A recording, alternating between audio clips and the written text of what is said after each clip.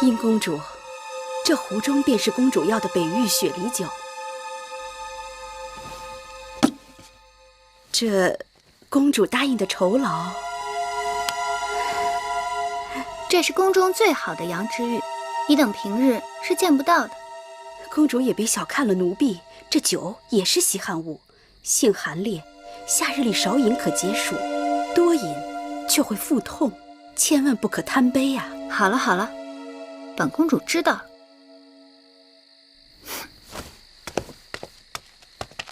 你见到舒公主今日要穿的那件祭祀舞服了吗？见到了，美的无与伦比。姐姐，刚才你与子歇说了些什么？不告诉你。你若不告诉我，那以后我也不告诉你了。你不告诉我什么？你想知道的事情啊。你不告诉我算了。天好热呀，珍珠，去给我和月儿倒些凉茶来。是。舒妹妹，可是口渴啊？我这里有一壶玉露琼浆，据说饮用后可让人冰肌玉骨，有脱神成仙之态。既然妹妹将在祭祀大典上主跳少司命祭舞，何不多饮2杯，也可助兴。姐姐，平日里你就不胜酒力，这酒还是不喝的好，免得误事。既然姐姐有这等好东西，妹妹怎能不喝呢？给我尝尝。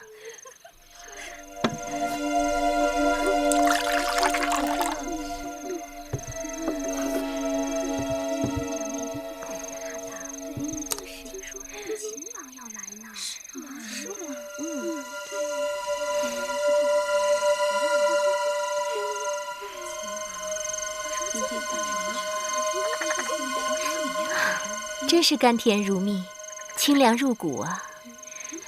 这么好的东西，你们可不能跟我抢啊！再来一杯。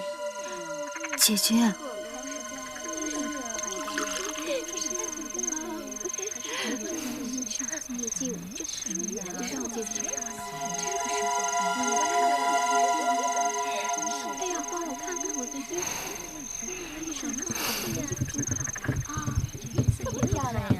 少司命祭舞马上就要开始了，你等还不快去更衣？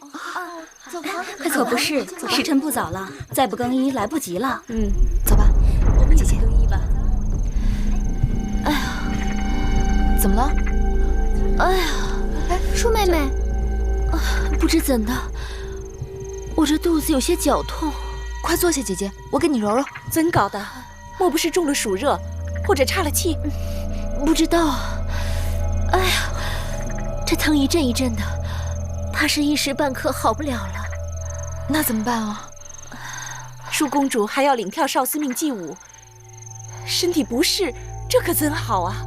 是啊，献舞少司命，万人瞩目，千万耽误不得。女士要早做打算啊。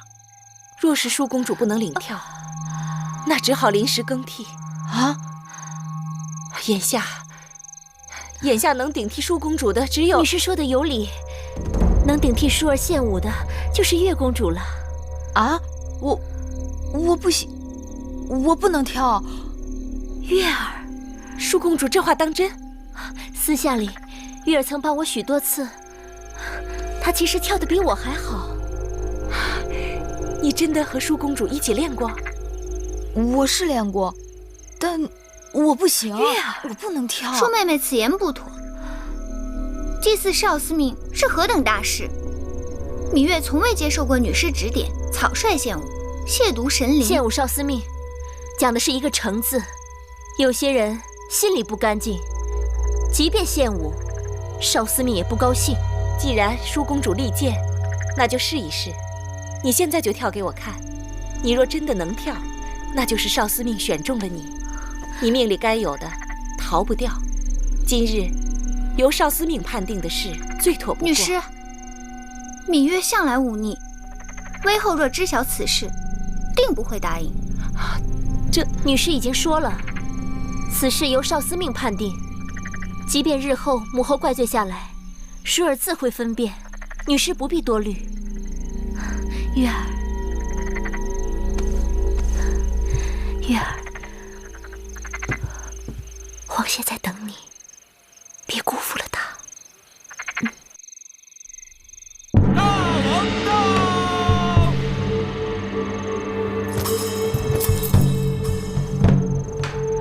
秦王到！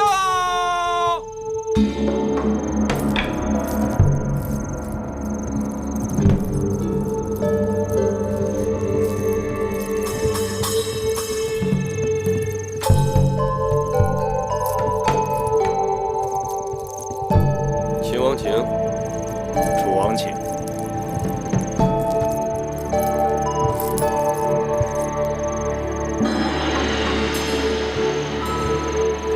坐。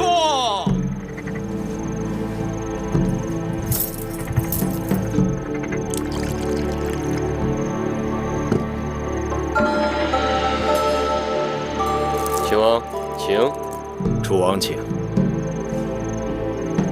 韦后请。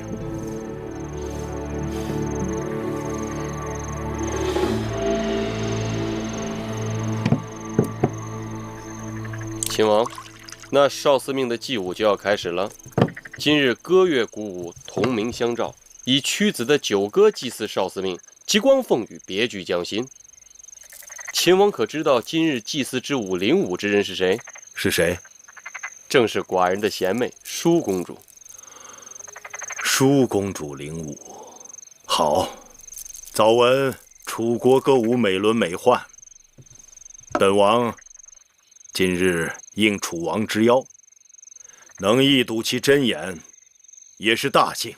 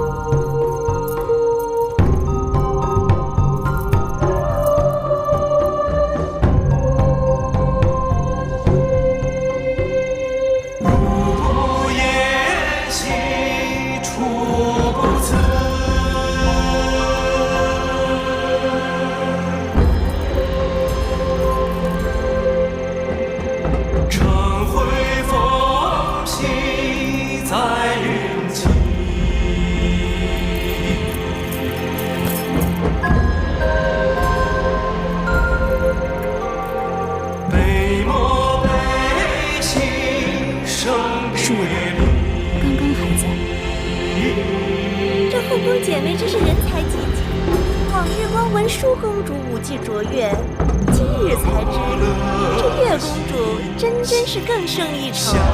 大王，您说呢？啊，是不错，的确跳得不错，婀娜多姿，宛若仙子。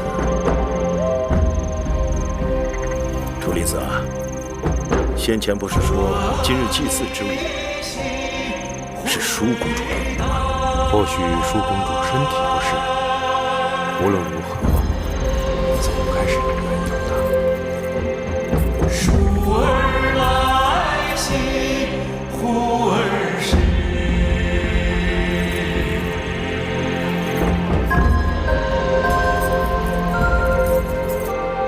细苏兮地角。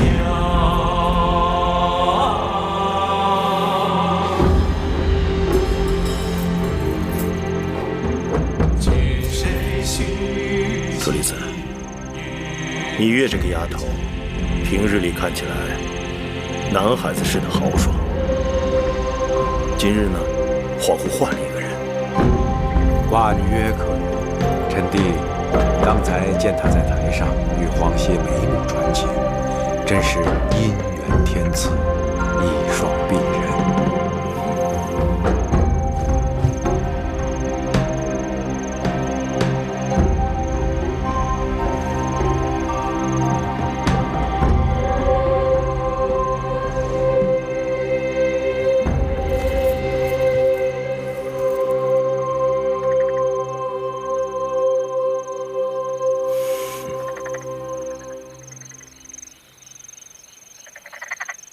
金玉之声，天籁之美，本王今日果然大开眼界。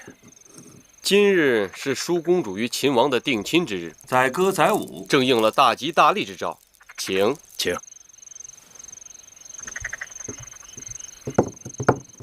禀报大王，公子歇求见。带他过来。是。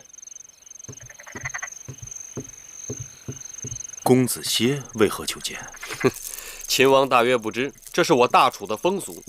少司命是楚国幸运之神，掌管婚配、子嗣、祸福。往年给少司命献歌献舞的金童玉女，都可以来向本王讨个赏赐。哦，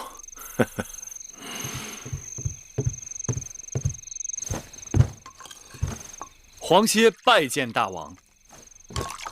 黄歇，今日祭祀大典，你等轻歌妙舞，令少司命欢颜。寡人要好好的赏赐于你。说吧，想要什么？大吉之日，子歇不求荣华富贵，只是心里有一个愿望，不知当说不当说。但说无妨。大王之妹月公主，温婉贤淑，冰清玉洁。黄歇攀龙附凤，爱慕已久，恳请大王将月公主许配给黄歇为妻吧。这两情相悦，倒也是佳话。是啊，楚王两妹同嫁，喜上加喜呀。对，窈窕淑女，君子好逑。这才子配佳人嘛。公子歇，你身为太子伴读，屈子之高徒，该知道这儿女婚姻讲究的是父母之命，媒妁之言。你父母若健在，该由你父母指派媒人上门提亲；父母若不在，该由你们族长出面，这才合礼法。母后之言甚是。黄歇，月公主毕竟是寡人的贤妹，此等大事，寡人要于微后和你皇族族长商榷之后才好决断。黄歇回去即刻请本族族长前来提亲，多谢大王微后成全。今日少司命献舞，究竟怎么回事？舒儿喝了殷姐姐拿来的酒，肚子绞痛，实在是应付不了，才求月妹妹上台顶替的。米音在我眼皮底下弄鬼，我心里有数。你若不贪杯，怎会闹到如此无法收场？舒儿知错了。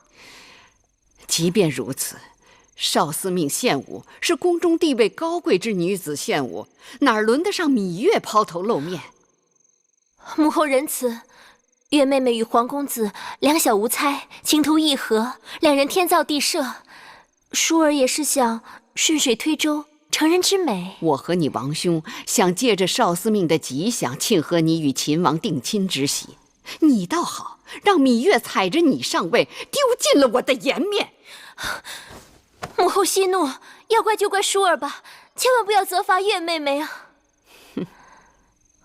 责罚她？不，这一次我是和你一样，去尽力成全她。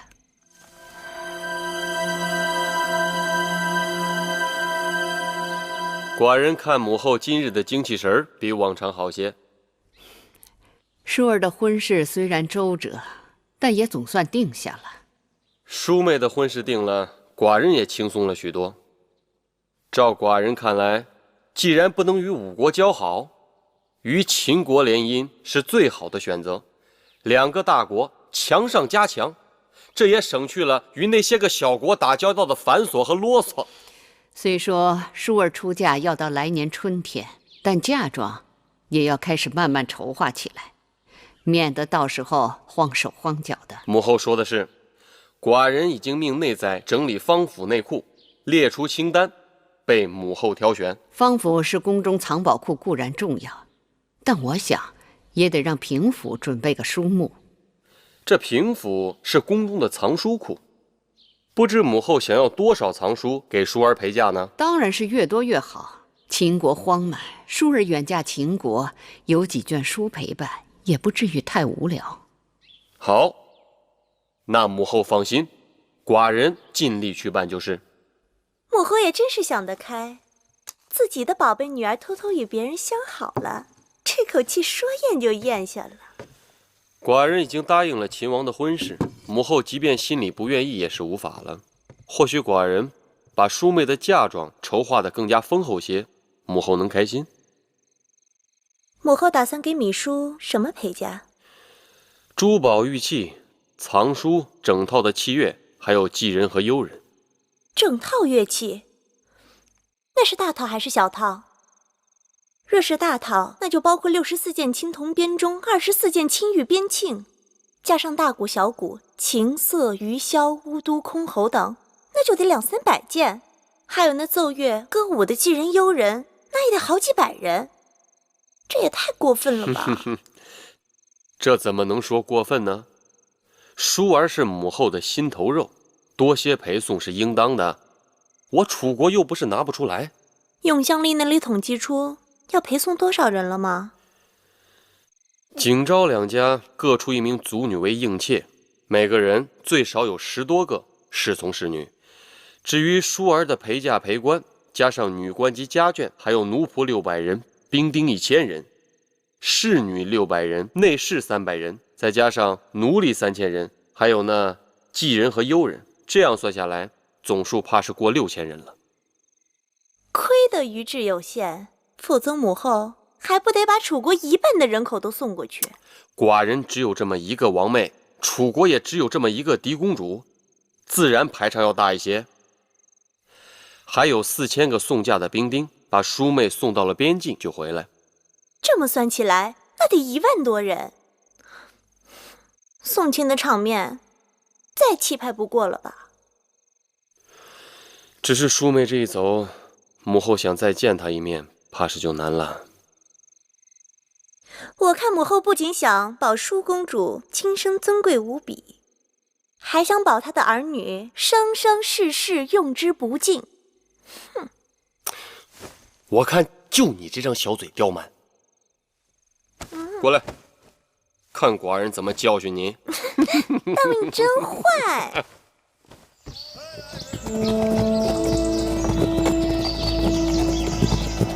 张子随寡人离开楚国，下一次回来，不知何年何月了。张仪愿与大王相约，倘若下次再回郢都，定是兵临城下。好。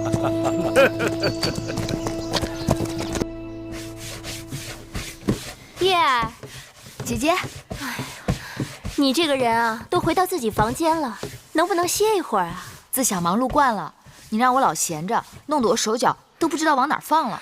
好歹你也是个公主，能不能学着使唤别人啊？从小到大没使唤过，还真不会呢。那将来你要嫁人了，要那些下人丫头干什么？谁说我要嫁人了？还嘴硬。前2日是哪位公子在祭祀少司命大典上向月妹妹求婚的？好啊，舒姐姐，你舒公主、月公主，公子歇在殿外求见。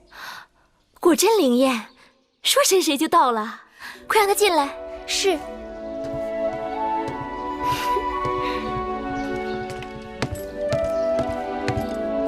舒公主、月公主，哪来那么多客套？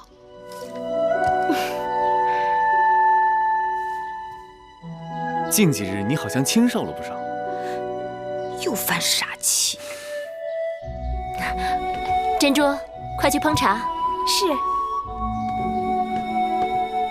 你来找我有何事？怎么一早就过来了？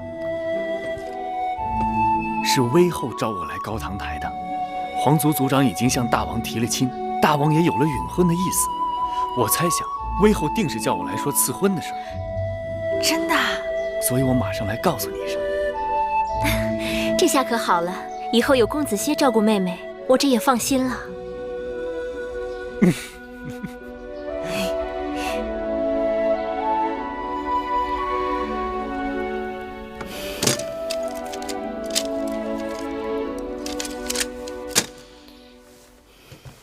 舒公主的嫁妆单还有2大车呢，微后不用着急，慢慢看，以免伤了眼睛。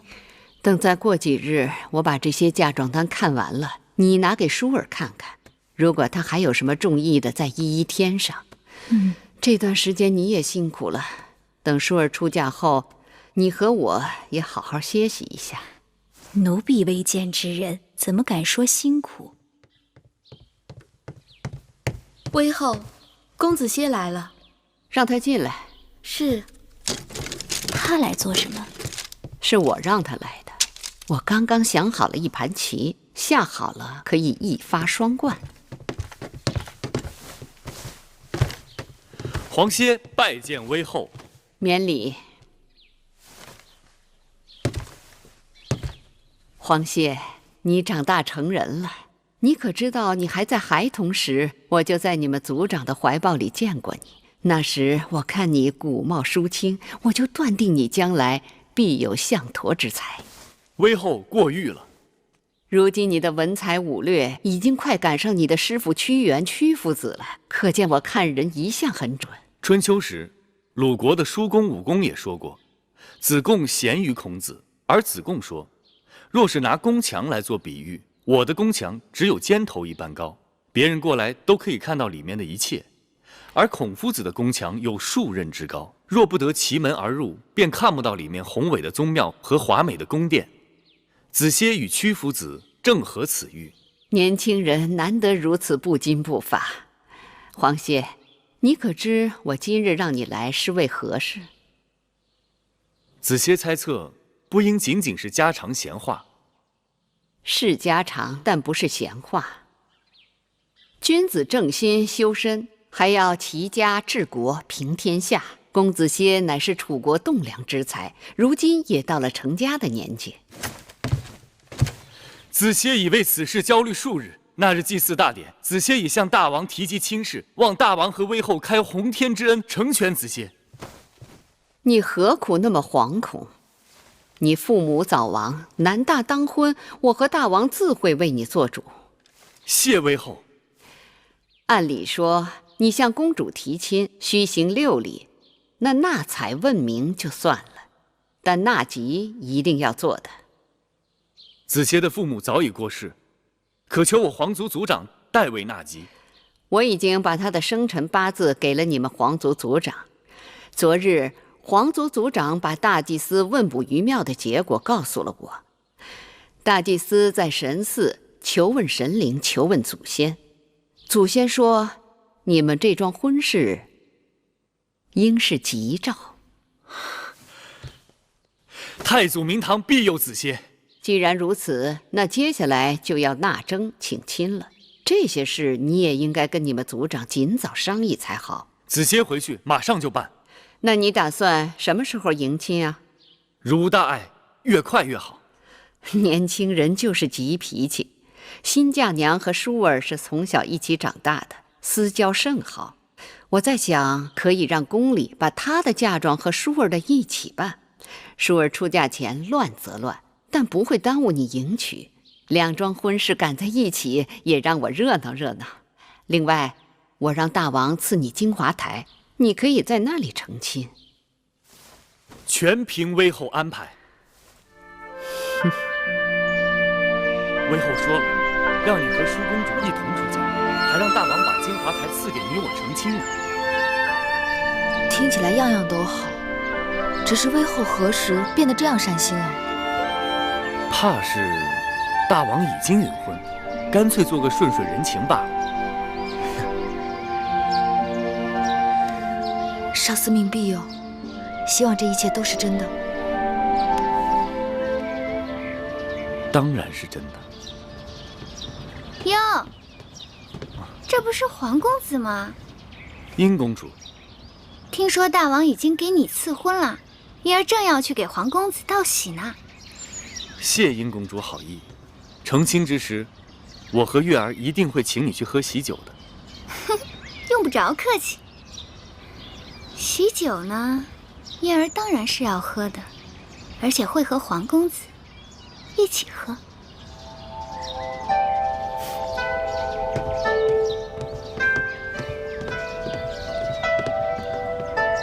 他言语古怪，这是何意？不要理他。走。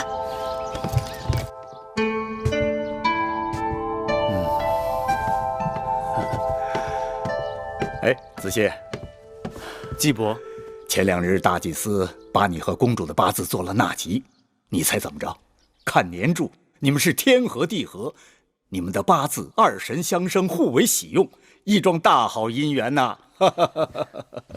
劳累季伯了，子歇事后自有重谢。哎，一家人不说两家话。这6礼之后啊，我们就要考虑给公主纳征了。以礼试婚礼上对纳征是有规制的。虽说楚王不在乎咱们那点钱财，但那上好的玉璧、虎皮、鹿皮那是一定要有的啊。那是。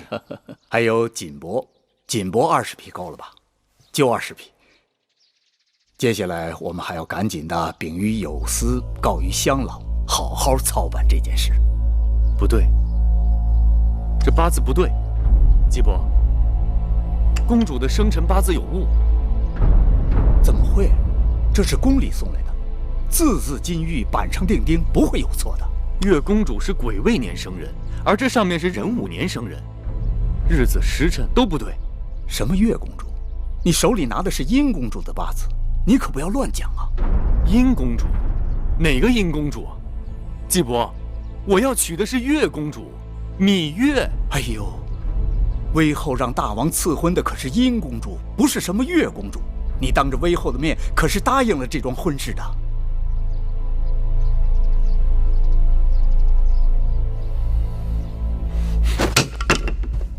哎，公子，不要拦我！我要见威后！公子，我要见威后！公子，不能进去！我要见威后！王公子，这儿是高堂台，是你想闯就闯的吗？戴帽，我要见威后。威后身体不适，不见人。有件事我要见威后问个明白。该知道的你都知道了，回去吧。威后身为后宫之母，你要给皇歇和月公主一个交代。这人真是疯了，把他赶出去。我要见威后。公子，走吧。威后，我要见你。威后，放开我！放开他！我来了。威后心里清清楚楚。皇歇倾心于月公主，可却言语含糊，偷天换日，这是为什么？打一开始，大王和我给你赐婚的就是殷公主，至于那芈月，是你自己一厢情愿，与我无关。我和月公主两情相悦，我向大王求婚的时候说得清清楚楚，我非月公主不娶，月公主非我不嫁。威后仁慈，切莫毁了子歇的姻缘。你的意思是？芈月背着大王和我，早与你私定终身，这是王室之辱，大逆不道。威后误解，皇歇和芈月的婚事，大王早已应许，为何又突然变卦？王室之婚从来都是父母之命，媒妁之言。殷公主贤淑貌美，嫁与你是你的福气。子歇不想高攀，实难从命。你跟芈殷的婚事已是覆水难收，不要啰嗦，回去好好操办吧。威后，走吧，我累了。威后万万不可！威后身为后宫之母，怎可以个人好恶和一己私欲毁了别人的良缘呢？不要以为你是太子伴读便可胡言乱语。后宫是我的后宫，规矩是我定的。把这个不识抬举的东西给我赶出高堂台！威后！威后，威后万万不可啊！威后，威后！英儿这丫头真是瞎了眼了，怎么看中这么一个油盐不进的呆子，惹我生气。这呆子再不识趣，也拗不过大王跟威后。等成了亲，有殷公主管教着，他脑袋瓜子会慢慢活泛起来的。英儿这丫头，我早就看透了，做事心狠手辣，我对她不得不留个心眼儿。既然他非要跟这呆子绑在一起，那我就成全他，让他自作自受。一想到芈月会为此痛不欲生，我就觉得这桩婚事我非促成不可。上回你跟我说什么来着？有些人活着比死了更煎熬。芈月命大，上次中毒不肯死，那就让他好好的活着。让他知道活在我手心里的滋味。可那黄公子不肯罢休，是得想个法子把那书呆子看紧，免得他再生出事端来。妹妹，别太难过了。公主，威后那边要您去商讨一下陪嫁单子上的东西，让母后自己定夺吧。那些珠宝玉器的单子，威后已经勾画好了，但平府的那些书籍……我知道了，你下去吧。可是威后……母后再催你，你就说出嫁秦国，淑公主嫁妆一样不要。是。姐姐，你这又是何苦？公子歇与你落到这样的结果，母后难就其责。威后不会放过我的，这在我的意料之中。若是这样，公子歇的婚事落空，我出嫁秦国，谁还能顾你周全？我已经想不到那么远了。大王赐婚米音，公子歇会改变主意吗？不会，这正是我担心的。他若拒绝赐婚，罪名就是违抗君命，大王会对他治罪的。公子歇娶你不成，抗命不成，那你们该如何是好啊？无路可走。都怪姐姐，那日祭祀少司命献舞，姐姐半真半假的肚子疼，就是为了让你有机会和皇公子珠联璧合，谁料却弄巧成拙，反而让母后更加记恨于你。眼下还有什么办法是姐姐能帮你的？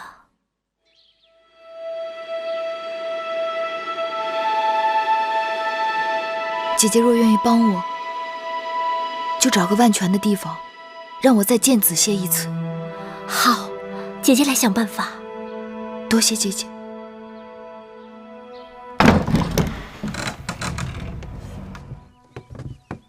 大王赐500卷书简给淑公主做嫁妆，内载列出的书目给威后和淑公主过目后却不甚合意，所以淑公主才要我陪着过来，亲自挑选。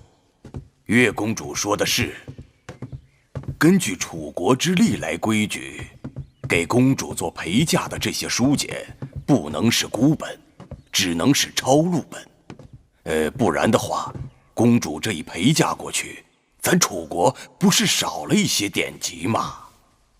只是我这平府里的书卷已经多年没有得到整理了，好多个书卷都只剩孤本，抄录的副本它就不够齐全。你说这临时要找这么多的抄录本，哪儿去找啊？为何无人整理啊？若是没有朝中大臣主事分派编修，布置世子抄录整理，小臣那些个粗俗不堪的杂役，怎么敢去动这些典籍呀？好了好了，带我周围看看吧。是，请。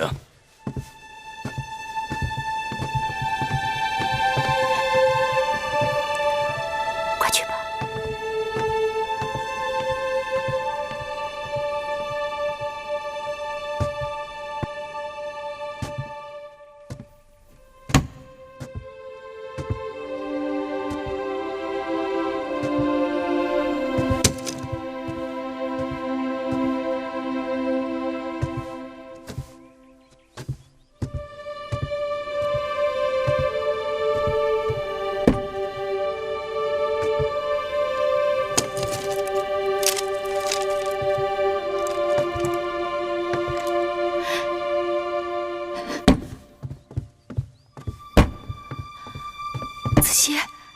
子歇，月儿，子歇，我好怕，我怕我再也见不到你了。我也怕。在这宫里，魏后一手遮天，我真的怕她再伤害你。那我们该怎么办啊？顶多以死抗婚。你我均不为死，奈何以死拒之？鱼死网破，只怕正好合了有些人的心思。我想，魏后尽管赐婚，但她困不住你的手脚。你可以逃婚，可以跑。对呀，既然眼下楚国宫中佞臣当道，我不如干脆藏之隐身，跟你一起跑。可是这宫里重重铁壁，魏后的耳目把我看得很紧。我就算能逃出宫，咱俩结伴相行，只怕连郢都的城门都没有出去，就要被他们抓回来了。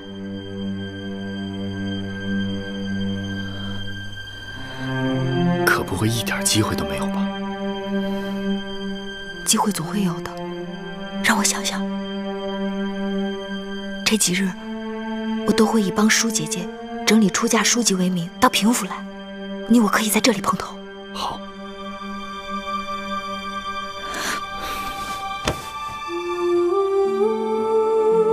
假如我真的和子歇走了，你们怎么办啊？只要你们能走，不用顾及我们。可你们打算怎样走？姐姐，不用担心我，我也是男子汉了。只有分头走，才不会引人瞩目。只是还没有详尽的打算。这可行不通。你一个女儿家，路上何人照顾？出了意外怎么办？分头走，彼此如何联系？到哪儿去投？更不要说你是个公主，魏后只手遮天，她可以用任何名目在楚国上下搜捕你，这样风险太大了。姑姑说的有道理，但事已至此，哪有不担风险的办法？最好是不要惊动魏后，能名正言顺地离开这儿。名正言顺？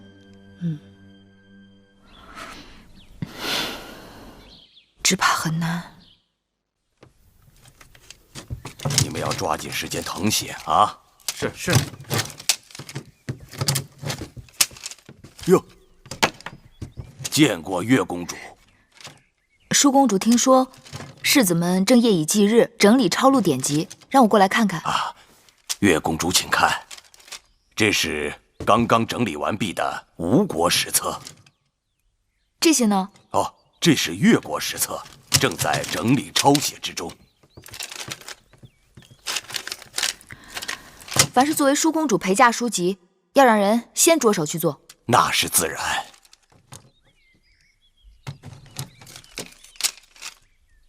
哎，这是什么？这是《孙子兵法》。孙子兵法啊，这是一套比较完整的《孙子兵法》。当年孙武在吴国练兵，铸就了这套兵法，由吴王阖闾收藏于宫中。后来孙武离开了吴国，便有一些断简残篇，流传到世上。但这套完整的兵法呢，一直存在吴王的宫里。后来越王勾践灭了吴国，那么这套兵书也就藏于越国，直到先王灭越，才将这套完整的兵书收藏于我楚国的宫中。既然如此珍贵，为何扔在此处无人问津？是啊，当年先王在的时候，是想找人来整理这套兵书，可是没过多长时间，还没来得及动手，先王就驾崩了。大王继位的这些年，一直无人问起这套兵书。幸好舒公主的陪嫁书中没有这套兵书，要不然又得要多少人来誊写，忙手忙脚的，那也来不及呀。兵者，国之大事，生死之地，存亡之道，不可不察也。故经之以武士，教之以纪，而索其情。一曰道，二曰天，三曰地，四曰教，五曰法。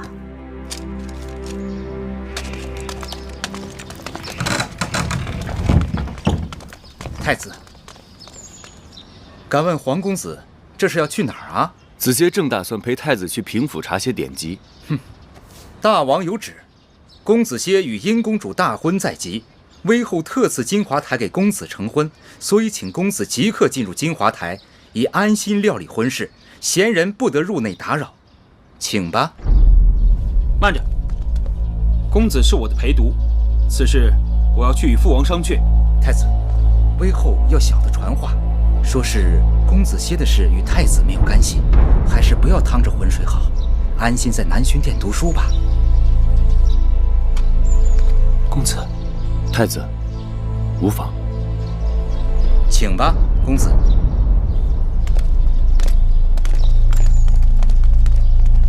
快去告诉芈月。是。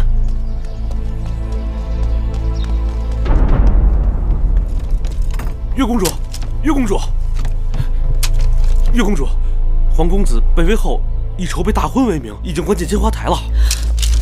关进金华台？包括太子在内，没有大王和威后的命令，任何人不得进入。那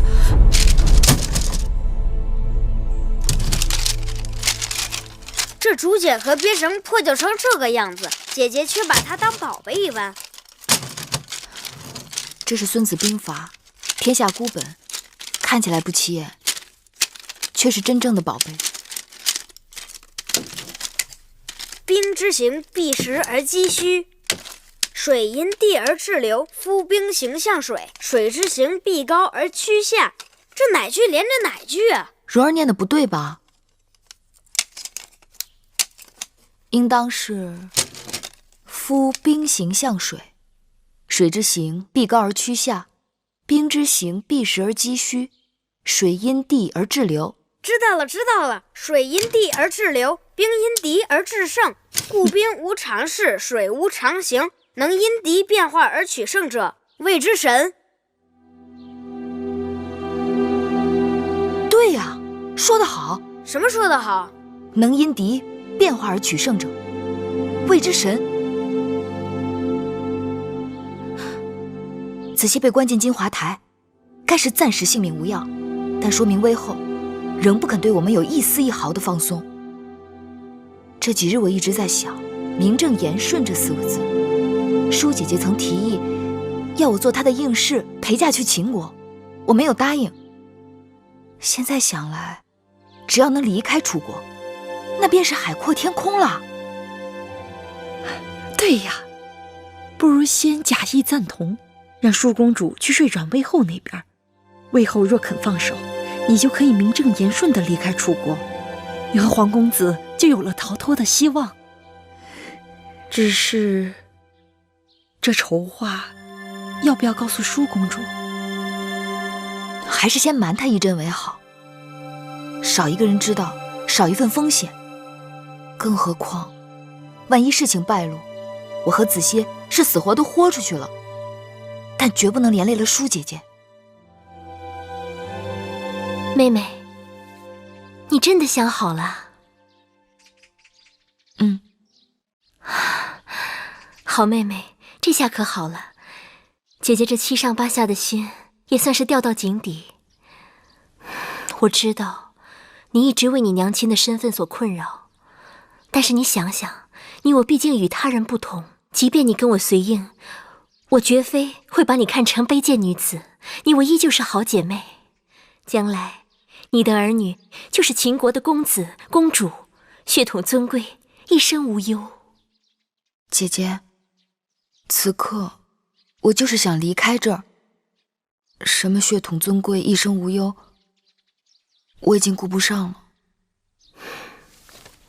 不管怎样，你想通了就好。我会去母后处向她挑明此事的。什么？你要芈月做你的陪嫁？你是真的糊涂懵懂，还是故意来惹恼我？母后既然愿意倾其后宫珍宝送舒儿出嫁，为何一提芈月2字就断然回绝？不要问那么多，不行，就是不行。芈月从小与舒儿一起长大，只有她最知道舒儿喜怒哀乐。秦国路途遥遥，若有芈月，也能减少舒儿的思乡之痛。正是因为我疼你，楚国的任何东西我都不会说个不字，但只有芈月，我不能撒手。芈月与黄公子婚事未成，楚宫内外早已议论。既然母后不想让她在楚宫出嫁，那就让她陪我去秦国，也可免了是非与众人的猜疑。不管外人说什么，我主意已定。难道母后一心想让她死在宫中？你是我的亲生女儿，别人说三道四也就罢了，你怎么这般不知好歹啊？恕公主错怪了微后，微后所做的每件事情都是为了公主好。既然是为了舒儿，那就帮舒儿解开心头之谜。从小只知道母后慈爱，对待宫中其他公子公主也恩威并重，宽严有度，为何只有对待芈月如此的刻毒刁难？芈月的娘亲与母后的嫌隙，那是多年之前的事情了。她的娘亲去世，再大的怨恨也该烟消云散。难道连恩怨也要母债子还吗？事情并非像公主想的那样。那是怎样？好吧，既然你非要知道，那我就告诉你，我这么做是有缘由的。芈月尚未出生，执掌司天台的太史令堂妹就预言，芈月是霸星出世，4府变6甲乱，当主天下大变。芈月她从小心机和作为就异于常人，如果真应了堂妹的话，首先受害的便是我的骨肉。所以不管她在哪里，我的眼睛都大大的睁着盯着她，免得她兴妖作怪。她再一日，我就食不知味，夜不能寐。你还要带她走？你太不知道轻重厉害了。母后，所谓堂妹的预言，从一开始就荒诞无稽，母后却偏偏自寻烦恼。芈月从小孤苦伶仃，母后更应该可怜她，年幼丧母，无人疼爱，对她格外开恩才是。却因为10几年前某人的胡言乱语，疑神疑鬼，捕影拿风，这是何苦？我把前因后果都告诉你，如此苦口婆心，你还执迷不悟，你想气死我呀！淑儿原本还猜疑玉儿到底犯下了多大的过错，听了母后一番话，却更觉得她无辜了。淑儿心意已定，若母后不准，我就去向大王评理，望母后顾及母女情面，不要再阻止淑儿带玉儿去秦国了。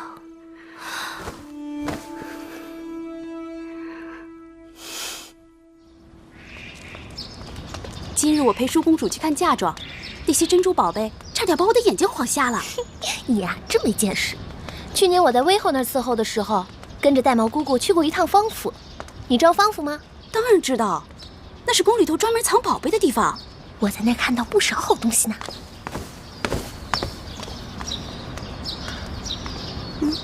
你知道吗？听说这回大王赐给每个陪嫁应时不少好东西呢。他怎么没去领啊？看书看傻了呗。自从微后给皇公子和殷公主赐婚之后，他就心灰意冷，胭脂水粉一概不沾，除了看书还是看书。用不上的东西给咱们俩。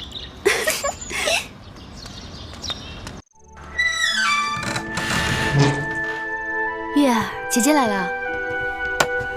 我经过你的屋子，看到里面还有光亮，都这么晚了，怎么还不睡呀？我想再看一会儿书。不就是一部兵书吗？女儿家又不带兵打仗，看它做什么？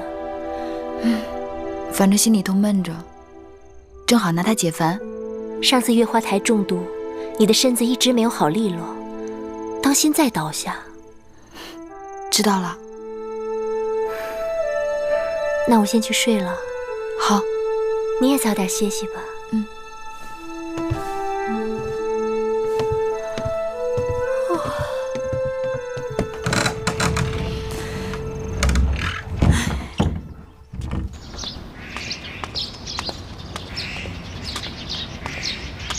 姑姑，何事？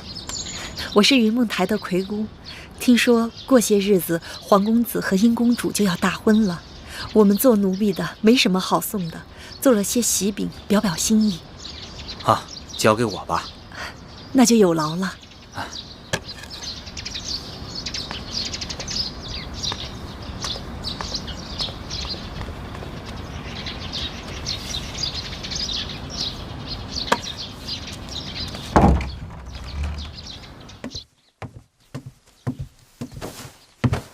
公子，这是云梦台的姑姑送来的喜饼，放着吧。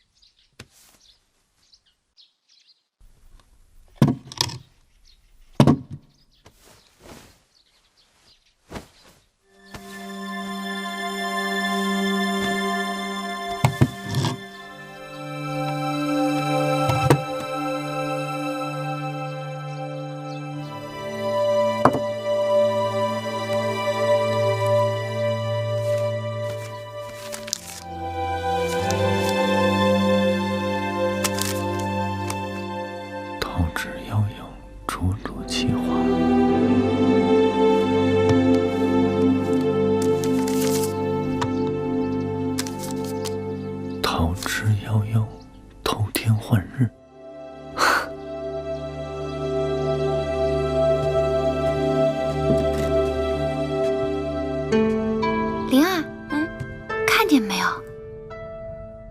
这是青玉羽裳。哦，这琉璃珠虽不如随侯珠，但也相差不远。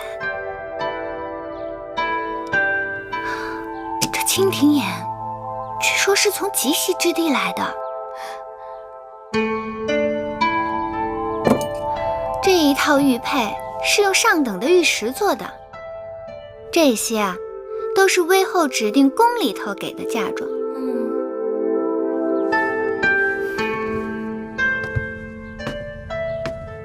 哎，你看看这颜色，这犀角杯和这一套8组带钩，分别是用金银铜铁、西域流错8种制材做成，这些啊都是大王赐的。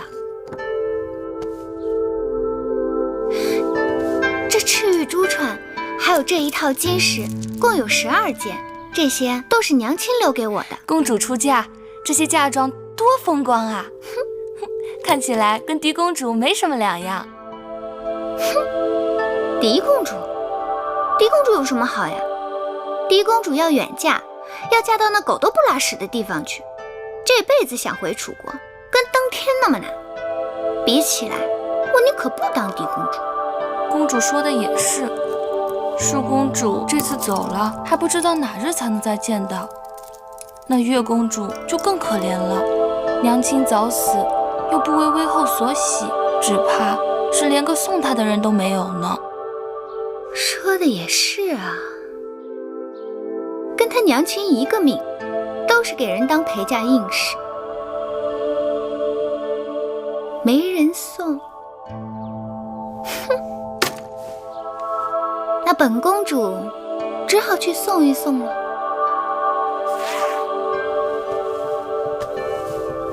哎呀，月儿姐姐，哎呦，你也真是的，宫里给每个应试都配了婢子和下人一起带到秦国去，你怎么一个也不要啊？月儿不会使唤人，姐姐若喜欢，留下自己用。不说别的，眼下若是有人照应你，这些针线活哪要你亲自操持？这是给蓉儿做的衣裳，蓉儿长大了，少年公子翩翩风度，衣裳总要多备几件的。我这当姐姐的做的，无论好坏，总是当姐姐的留给她的一片心意。那要是到了秦国怎么办？我是王后，你是我的姐妹，总不能这些事情还要你亲自动手。就算你肯，我还不肯呢。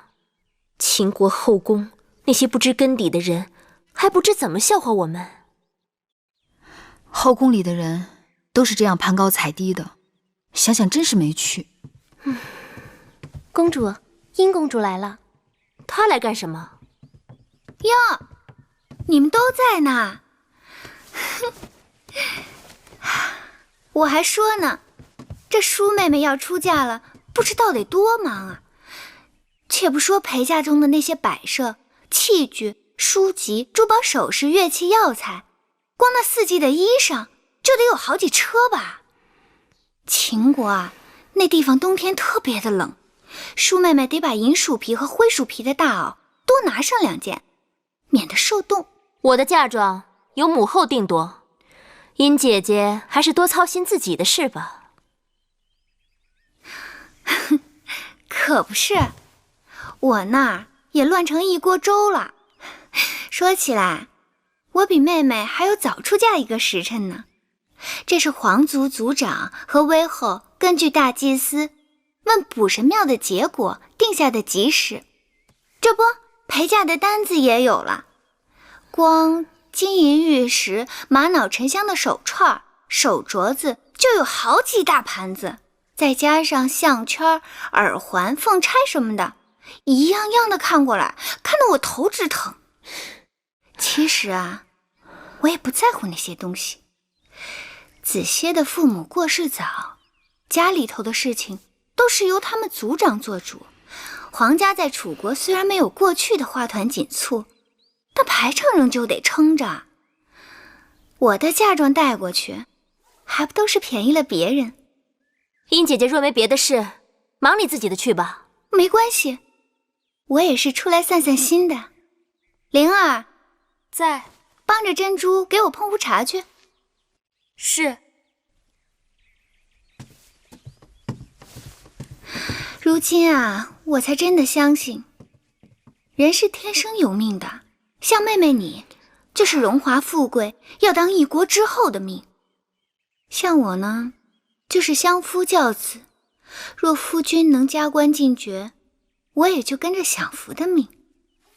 可也有的人啊，生下来就是贱，再张狂，也只能跟他娘亲一样，给人当个陪嫁硬使。你说，这老天怎么那么公平啊？珊瑚，你进来。我记得前段日子给舒公主做过不少香丸，你把她找来，用香炉把这里好好熏一熏。是。月妹妹，要不你我一起去园子里走走吧？这屋子里的污秽之气实在是太重了。哎呦，可不是，快走。走，走。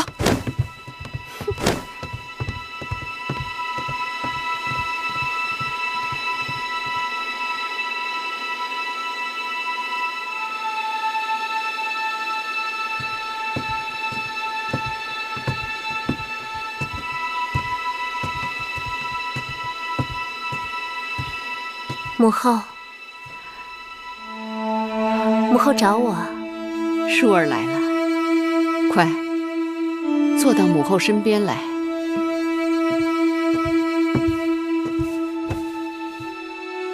母后方才在想什么？想母后年轻时出嫁的情形。母后当年出嫁的时候，一定是美人儿。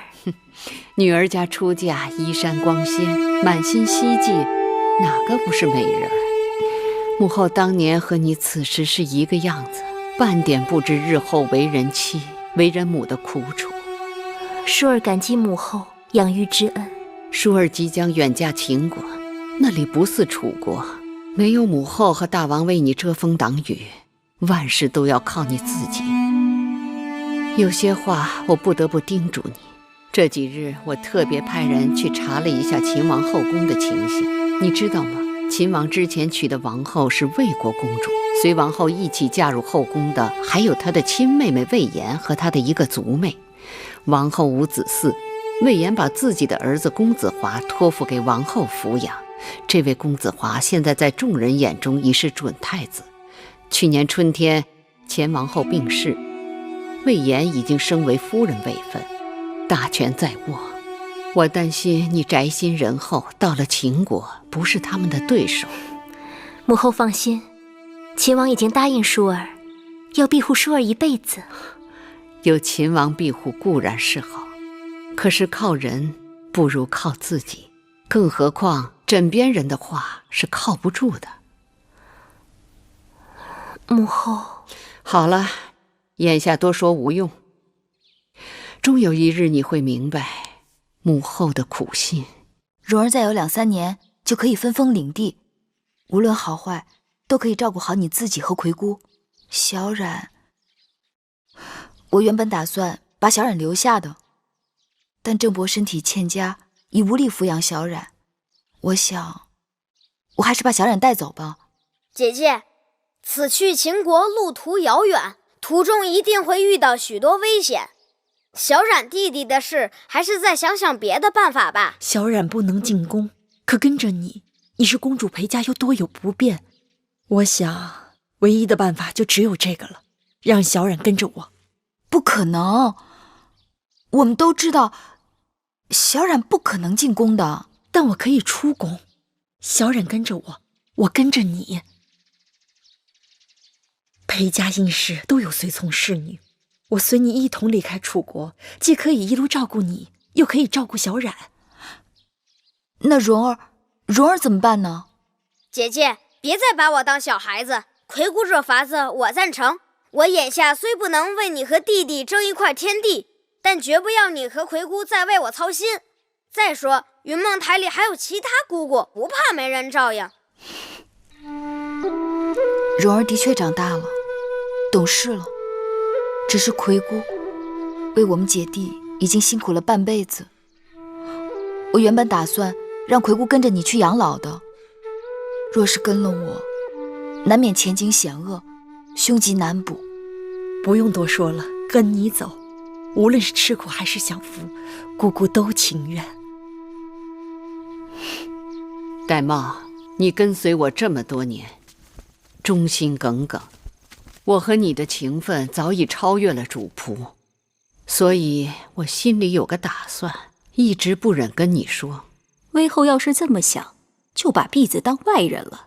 淑儿要出嫁，我心里总是不大放心。她过于天真，心性纯良，要远嫁那虎狼之妻，我担心她不是那些后宫之人的对手。微后是打算找个心腹跟着舒公主去秦国，好助她一臂之力。正是。微后既有此意，玳瑁在所不辞。你真的愿意去？玳瑁从小入宫跟随微后，家人受尽微后恩典与责，婢子的性命都是微后的，只要微后肯放心，婢子一定竭尽全力保舒公主在秦宫平安。有你同去，我在楚宫也能睡几日安稳觉了。其实让你去，我是一举两得。我已经对那贱人做了安排，万一他没死在路上，到了秦国，说不定哪日他会成为舒儿的克星，到那时就要靠你见机行事了。婢子明白。